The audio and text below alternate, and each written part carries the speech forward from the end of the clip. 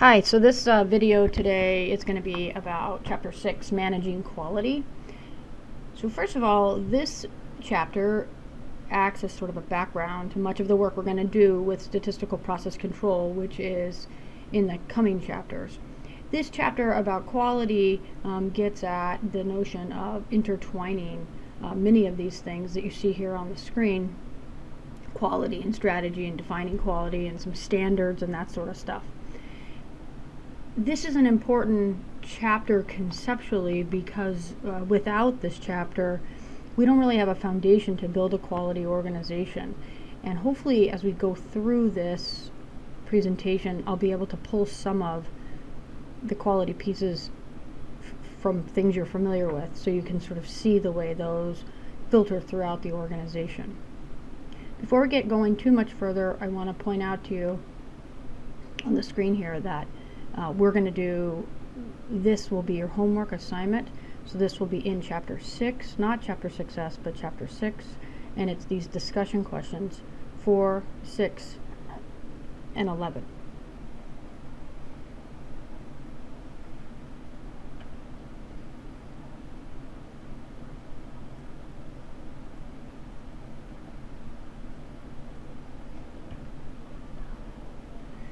So right here, I try to create a way for you to see exactly how it is that we envision quality in an organization, specifically in a service.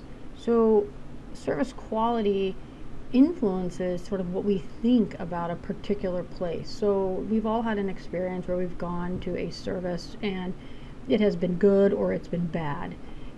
Or, you know, of course there's stuff that happens in between, but it's the process of the service delivery that sort of affects how we feel about the overall quality of the organization. If we go to a restaurant, we get really good service, we're more inclined to like the food, to go back there again. On the other hand, if we go there and the process is poor and it's disorganized, we're more inclined not to like the food and have a lower overall customer satisfaction rating. Over time, there's been a lot of attempts to sort of define quality in a variety of ways. So one way is through having quality within your strategic decisions. And so remember, we talked a little bit in other chapters about how it is so important to have particular characteristics of your process or whatever at the strategic level. So if we want to have a quality organization, we need to make sure that quality fits in with our competitive strategy. For example, if we were interested in having a differentiation strategy, then we want to make sure that we have quality at a different level. Perhaps we want to make sure we have really quality materials. We want to make sure we have quality machines making the product. On the other hand, if we want to have a response strategy, well, then maybe we might be interested in how to improve our response, how to get stuff to our customers faster, how to change our product quicker, how to increase our market share, improve our reputation, that sort of stuff. In the cost leadership category down there, we might want to increase our productivity and reduce our rework, or lower maybe our warranty costs overall. But whatever we decide, we want to make sure that we have quality moving throughout our organization, not just at one particular place or the other.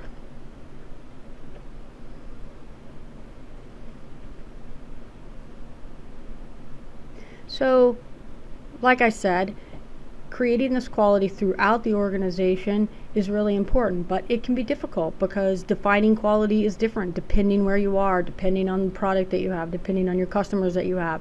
Organizations define quality in so many different ways. Sometimes it's related to their strategy, sometimes it's related to environmental effects and factors that maybe you had or hadn't thought of.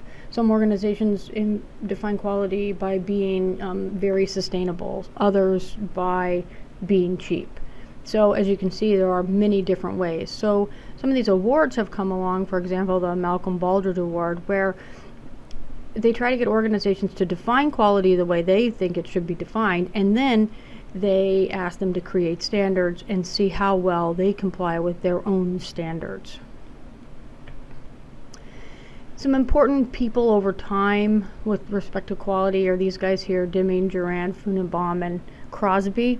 Generally I don't expect you to memorize everything about Deming, but he did have these 14 points, which we're going to talk a lot about, and they're pretty important. They're something you should carry with you into the workplace.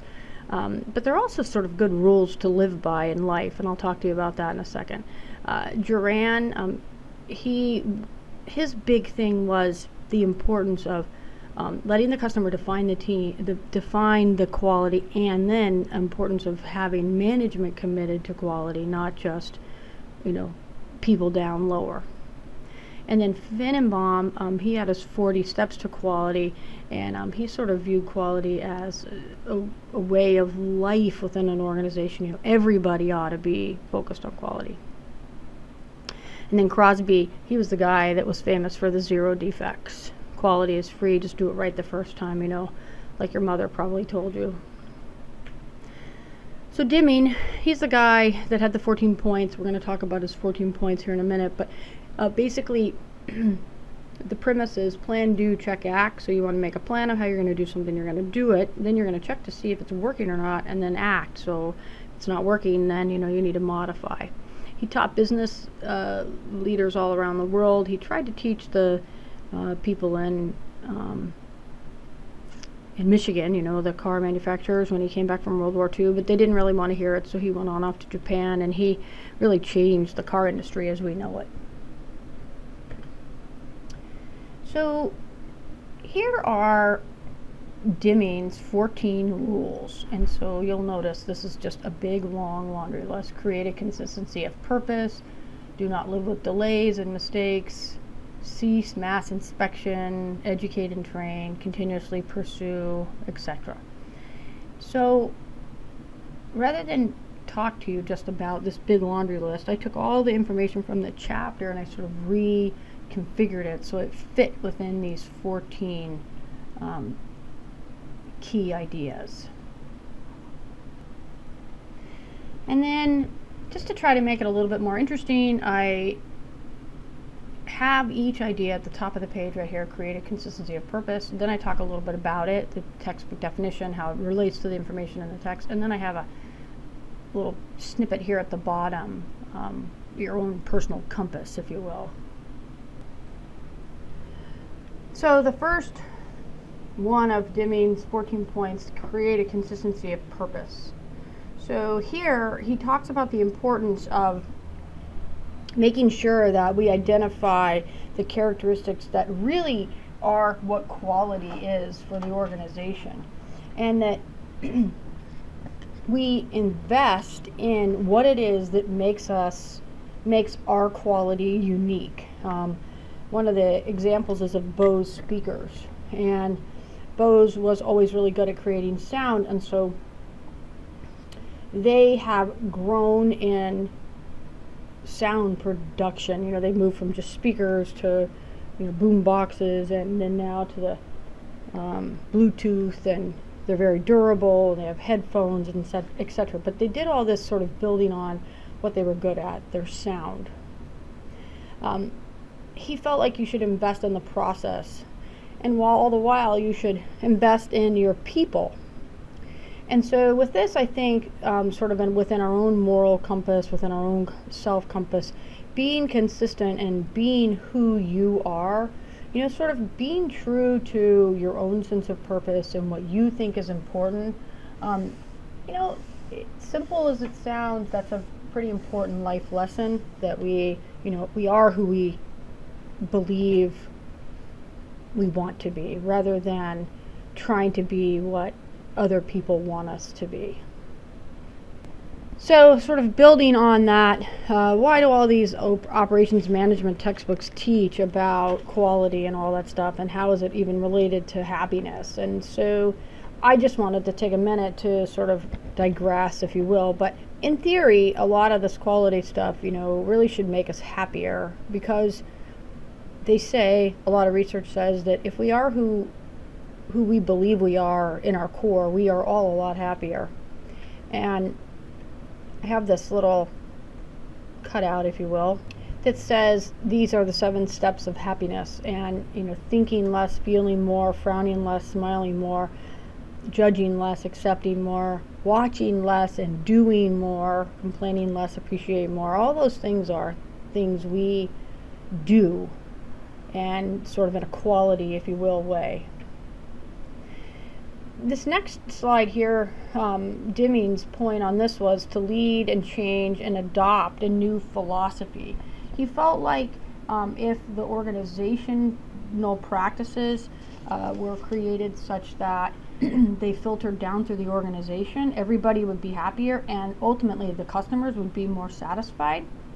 So let me just show you how this works. So if we have organizational practices, the leadership, the mission, the operating procedures, the staff, the support, the training, we have all the tools we need to create a quality product, then we are going to be better suited to treat our customers, continuously improve, use these total quality management tools that we know, such as benchmarking, just-in-time, etc.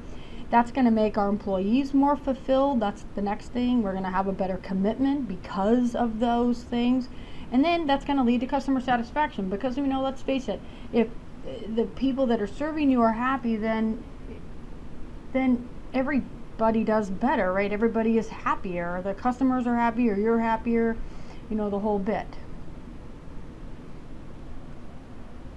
And then the way I tried to relate this sort of to our lives was to say that, we need to be the change we want to see in life. If we believe things could be done a better way, then it's our job to stand up and try to do it a better way, not to just sit back and complain. And all too often, it's easy to sit back and complain, but it's not as easy to stand up, be held accountable, and kind of stick your neck out there. This next one here, build quality into the product. So there's these 3 types of quality: user-defined, manufacturer-defined, and product-based. So with user-defined quality, these are things that the customer sort of defines. That lies in the beholder. So once the product is out there, the customer decides whether or not it's quality. Manufacturing defined would be more process standards, and product-based is sort of a measurable thing about a product, like how many miles a tire can drive before it's going to go bald, the fat content of the ice cream, whatever about that.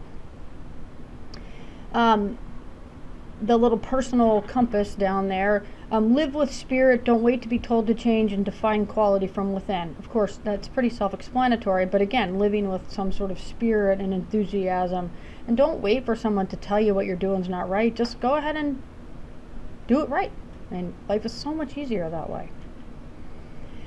Okay, now we're going to move on to this idea of never stop improving quality. This was a big thing to Deming. He really believed that you're never done and you just stop.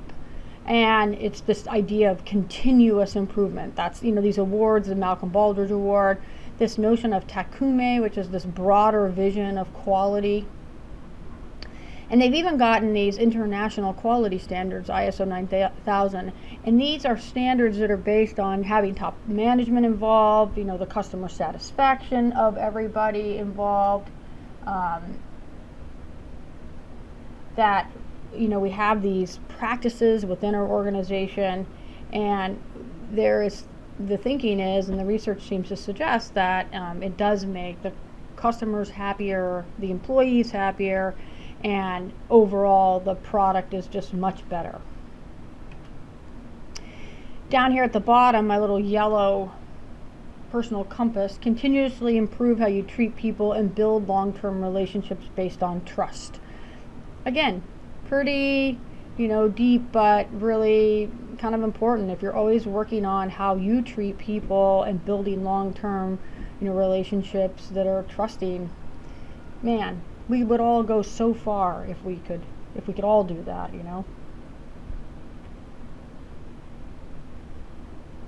This slide here you're not going to find in your book, but this is something I learned, I guess, in my PhD program or something. I can't remember now, but this sand cone model you see here, cost, speed, dependability, and quality, I think this really gets at Deming's point to institute on-the-job training. Quality will improve as costs decrease. So what this model here says is that if you focus on quality, this bottom piece here, you're going to become more dependable, you'll become faster, and your costs will go down.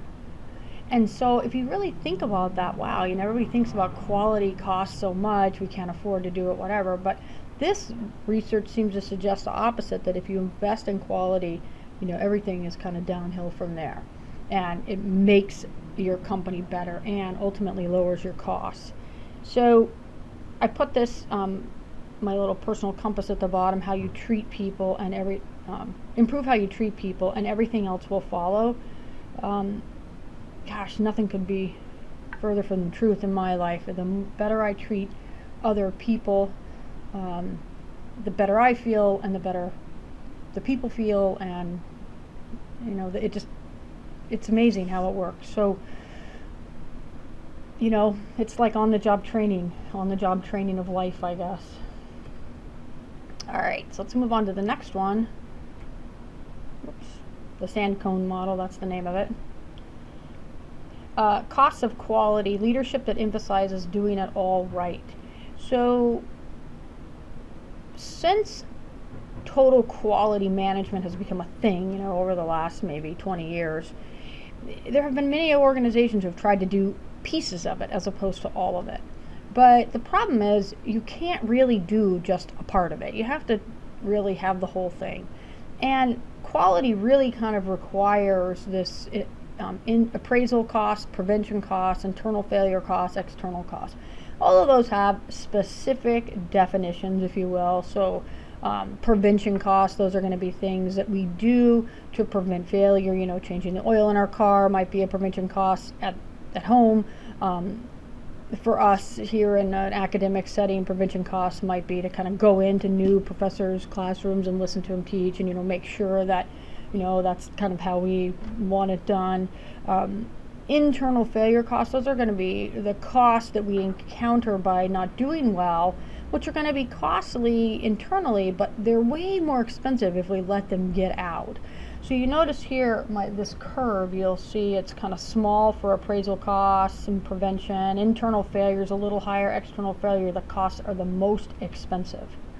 So it's this idea that we have to sort of police our own. We can't just assume it's going to all take care of itself. Down here, my compass point, doing the right thing every day pays off over time. Working out, taking care of yourself, taking care of your responsibilities, doing the extras every day. It's never too late to start. So I really view prevention as a really important thing in life.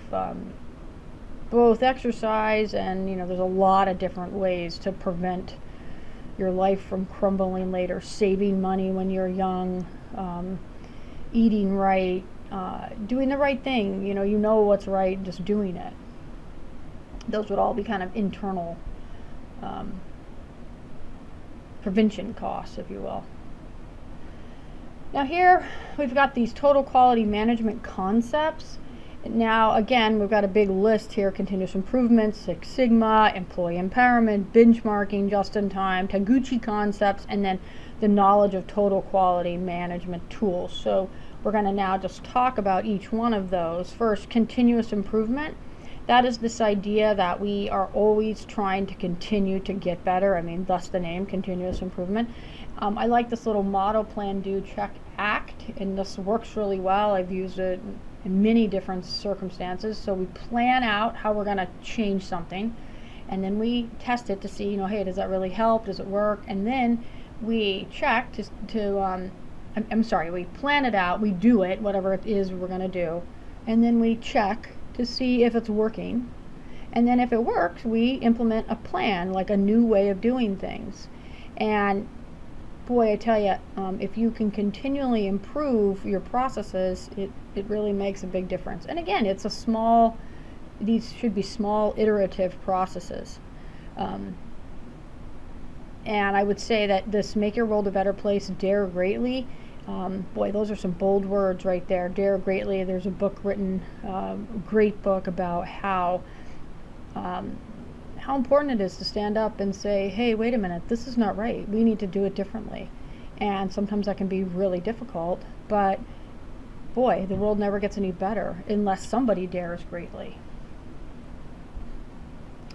Now, this next one here is break down barriers, Six Sigma, strategy, discipline, and a set of tools. So there are many tools with total quality management. This whole chapter is a big laundry list. But first of all, accuracy. So sometimes we talk about Six Sigma, sometimes it's plus or minus 6, sometimes it's plus or minus 3. But basically, it's this idea that we have to be accurate within our field. So it's really important that I write a test that is accurate and it works well. If I do that, then it's easier for y'all to do well on it. I mean, as evidenced by the recent test performance. It was a well-written test and y'all did very well on it. You have to be accurate within your job specification. Some jobs have no room for error. Some jobs have, a little room for error. Some jobs have, quite a bit of room for error. So the important part is that you understand where you fall in that continuum. And if you've got a problem, you might have to take the 5-step model or maybe the 4-step, but define, hey, I got to work on this. It's not good enough. And then measure your process, sort of collect up some data. Hey, what's the problem? Analyze it, make some recommendations, improve, and then try to check the new process and see if it's working or not.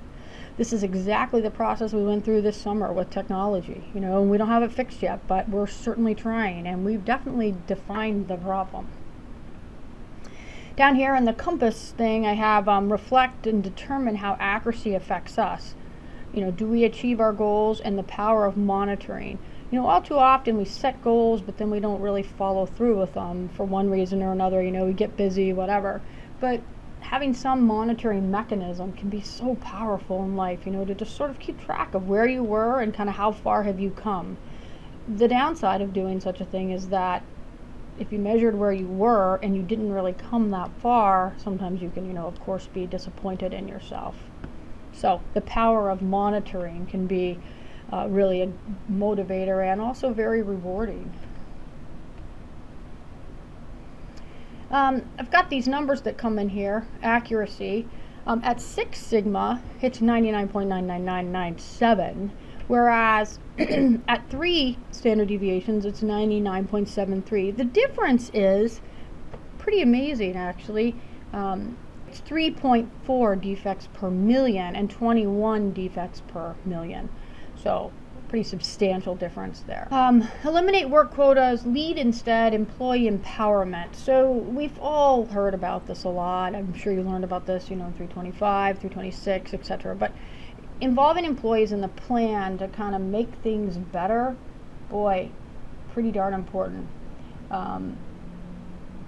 You want to make sure that the employees have some input because they feel like people care about them. Moving more responsibility to the employees and creating a communication network that works. Sometimes through teams or facilitators, boy, all of those things can really sort of change things up and make life better and more rewarding, if you will, for the employees. Within this, I would say to you that when you're managing people, boy, be supportive of others and generous with your time and, smile often. When you're managing people, you have to always remember that there's always a whole life going on behind the eyes of the person you're staring at. And sometimes I think you think your life is complex, but boy, I tell you, if you really knew the complexity of the person's life you're talking to. And understanding your employees, I think, is really empowering to them because they believe that you believe in them, and that's really powerful. Remove barriers to pride, benchmarking. Benchmarking is this idea that you go look at other places that are doing the same thing or something close to what you're doing and see what they're doing. Are they doing a good job? How are they doing it? Never have so much pride that you don't look at how somebody else is doing things and see if it can help you in some way. Again, we all need to be working to improve our ways. The minute I stop trying to make this class better is the minute that you guys are all going to lose interest. And you don't want that. You always want to be trying to improve. And you can do it through, collecting data, through, looking at other people that do it, taking, different actions. Just in time. So the education and self-improvement just in time. So just in time we know improves quality. Just in time is this idea that we're basically going to reduce the amount of inventory that we have. It does improve quality because it reduces the lead time. It allows a pull inventory system, which helps from getting a bunch of stuff built up in the system, which is important. But it also lowers the work in process. It reduces the rework necessary, and it allows us to focus on the process rather than just the outcome, which of course is a good idea. And I would say that all of us should look for ways to educate ourselves and sharpen our saw. That's out of like the 7 habits of highly effective people, I believe, sharpening your saw. But same idea of this whole notion of education and self-improvement. So at UPS, they're quite a service organization, and they put a lot of emphasis on the way people are dressed at UPS. And they do this because the way that people look when they show up at your doorstep, that is your connection with UPS. And they believe that that's critical, and that the people should, have their coats zipped up, and, their uniform buttoned and snapped, and, they have to wear polishable shoes, like it says, a clean uniform, walking briskly. Your shirt can't be unbuttoned below the first button. You get the idea, right? They want the people to look good because that is what you associate with UPS. So when we talk about total quality management and services, we all know service is difficult to measure. It's perception based. It's intangible. Management of exceptions is critical, meaning like there's always exceptions, and sort of how you handle that is so important. But you always have to remember, I think, that this little picture I have here, consider the mirror. In services, sometimes that's all you have. You have to think you look great, and you have to think you're doing a great job, kind of like this guy does here. Because our customer experience is so fleeting, and we have to be careful about how they believe they're being treated. Now these are just plain old determinants of service quality. So, I'm not a huge fan of lists, but I just want to make sure you understand that there are particular things about service quality. These are the determinants: reliability, responsiveness, competency, accuracy, access, communication, etc. I would take a moment to look for those in your book, and make sure you're kind of aware of what those determinants of service quality are. Now, as we look at total quality management, which is what we're going to move into next, right when I get back, total quality management has these various tools to help us generate ideas. So there's going to be 3 sets of these. We're going to have tools to generate ideas, and we're going to talk about those. So let's start here with this. Check sheets, scatter diagrams, and cause and effect sheets. So here we have them: check sheets, scatter plots, and cause and effect. When you are trying to figure out what to do, tools to generate ideas, you want to use one of these. I often use a check sheet. I'll go out, I'll watch what I'm looking at. I'm trying to analyze something. I just gather information. I have no idea what I'm going to end up with, but I just gather it all, and I notice what's happening, and then I check to see how often it's happening, and then I can figure out some stuff like this, what's causing what, or sometimes create a cause and effect diagram. So I would offer to you, from a personal standpoint, take a lot of notes, because taking notes kind of helps you see patterns that you might not see otherwise. The second one is tools to organize the data. So now we've gone out, we've collected all this data, and now what do we do with it? We've got this mess, right? So we need to organize it in such a way that it becomes useful to us. So there's 2 big categories here. We've got the Pareto charts and the flow charts. Pareto charts, as you can see up here, they allow us to see what's happening the most often to sort of the least often, which is a way for us to kind of get a handle on like what are the big problems versus the little problems.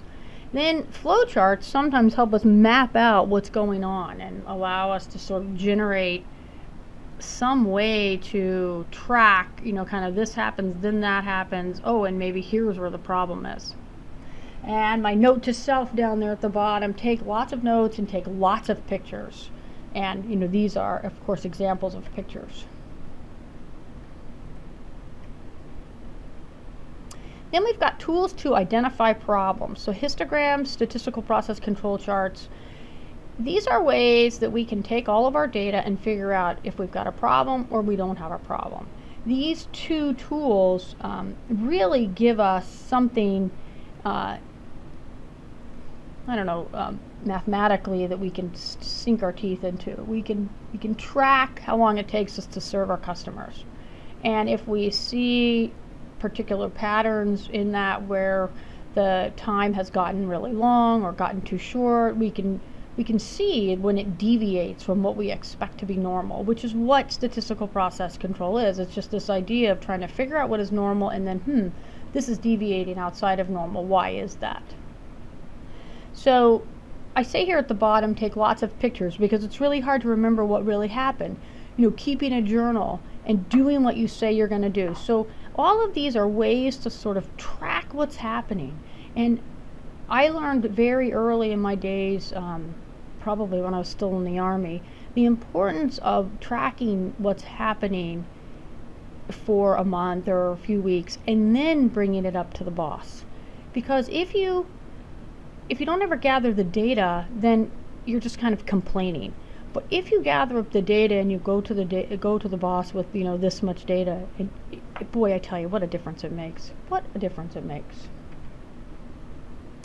So statistical process control, which is what we're gonna spend a bunch of time on over the next couple weeks, is this idea of measuring what is normal variation versus some sort of external variation.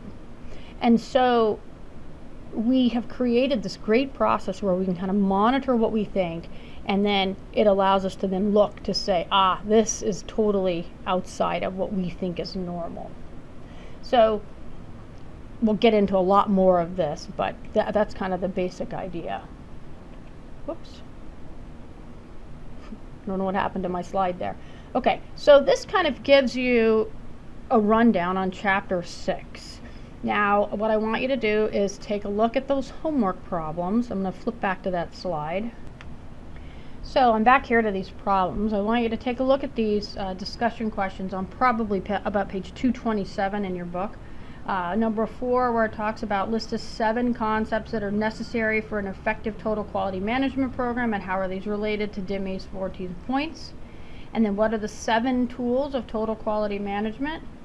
And what's the purpose of using a Pareto chart given for any given problem? So those 3 questions, I'm going to have some clicker questions on those when you come back. And those are the key points of this chapter that you're going to see again in the take home and that sort of stuff. So I hope you guys have a great week. Please